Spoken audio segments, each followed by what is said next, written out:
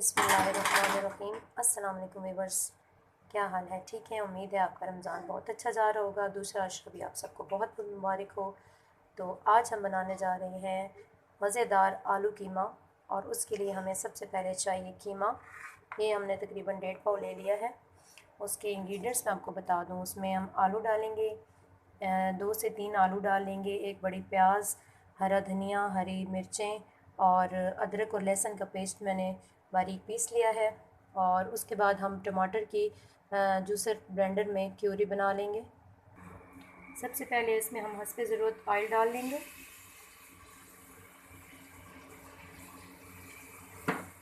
और इसमें हम डालेंगे प्याज, इनको हम ब्राउन करेंगे। ये हमारे प्याज ब्राउन हो गए हैं।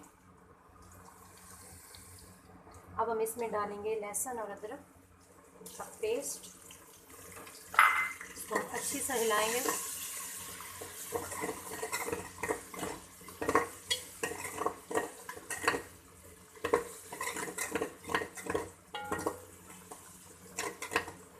इसकी स्मेल आ रही है, खुशबू आ रही है बहुत। अब हम इसमें डालेंगे 1 टीस्पून लाल मिर्चें,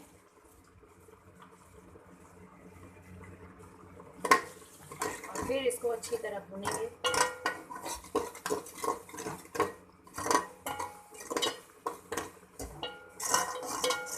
आपने ये देखना है कि लाइट ब्राउन हो प्याज, तो आपने अदरक और लहसुन डालना है, फिर उसको भी आपने भूनना होता है, फिर लाल मिर्चों को आपने भूनना है ताकि अच्छा सा टेस्ट आए। बहुत ज़्यादा अगर प्याज हम जला देते हैं तो प्याज का टेस्ट नहीं आता, और अगर कच्चे हों तो भी प्याज का टेस्ट नहीं आता। और अदरक और लहसुन कीमे में लाजमी इस तरह हम अगर डालेंगे तो ज़्यादा अच्छा बनेगा। अगर हम सब कुछ मिक्स करके डालेंगे तो कीमे का जायका कच्चा कच्चा लगता है। अब हम इसमें मज़ीद मसाले शामिल करेंगे। 1/2 टीस्पून में हम इसमें हल्दी डालेंगे,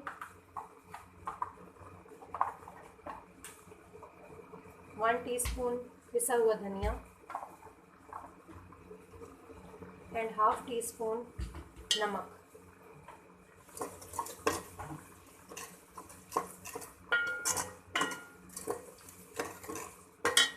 और इसमें जाएगा 1/2 टीस्पून सफ़ेद ज़ीरा।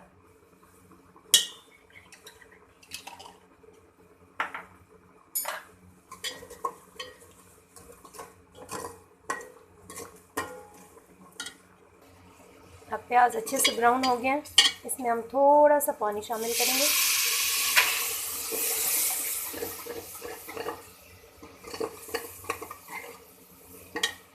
ताकि प्याज अच्छी तरह गल जाए। अब साथ ही हम इसमें टमाटो की जो प्योरी हमने बनाई है वो डाल देंगे,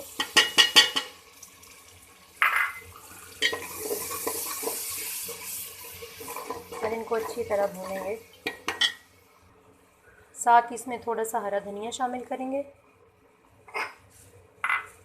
और हरी मिर्चें डालेंगे, थोड़ी सी डालेंगे।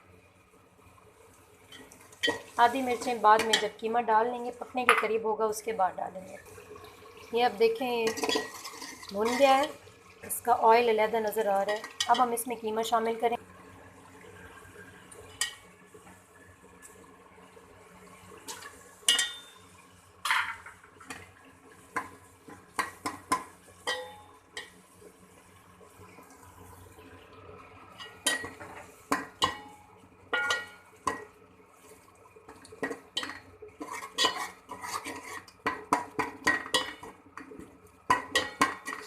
अब हम कीमे को अच्छी तरह भूनेंगे।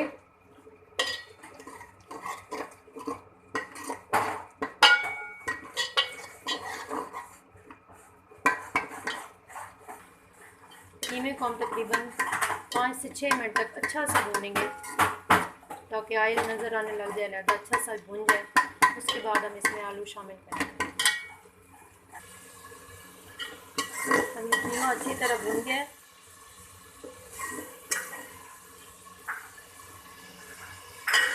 अब हम इसमें आलू शामिल करेंगे। आलू चूँकि जल्दी गल जाते हैं, इसलिए हम आलू आखिर में डालते हैं, क्योंकि अभी हमने इसमें पानी भी लगाना है, क्योंकि ये मीट का कीमा है اس وجہ سے اس میں پانی شامل کریں گے، اس کی بنائی کے بعد اس میں پانی شامل کرتے ہیں تب یہ اچھی طرح ہوتا ہے۔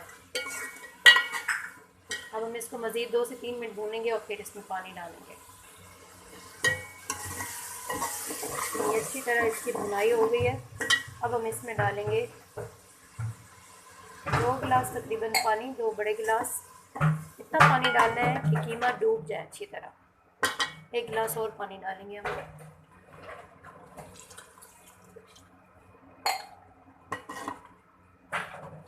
اب ہم اس کو ڈھک دیں گے، فلیم کو ہم تھوڑا سا آہستہ کر دیں گے اور اس کو ڈھانپ کے رکھیں گے۔ جی تو یہ ہم نے قیمے میں پانی ڈالا تھا اور پھر ہم نے لو فلیم کر کے تقریباً آدھا گھنٹہ اس کو رکھا ہے تاکہ یہ گل جائے اچھی طرح۔ اب ہم اس میں سے پانی خشک کر رہے ہیں۔ بہت ہی پیاری خوشبو آ رہی ہے۔ اب ہم دیکھیں گے جب اس کا تیل علیحدہ ہو جائے گا، تقریباً ہمارا پکنے کے قریب ہے۔ جی تو یہ اب ہمارا قیمہ پک چکا ہے۔ اب ہم اس کو ڈش آؤٹ کریں گے۔ جی تو یہ اب ہمارے قیمہ بن کر پک کر تیار ہے۔ اب ہم اس کو سبز دھنیے اور ہری مرچ کے ساتھ گارنش کریں گے۔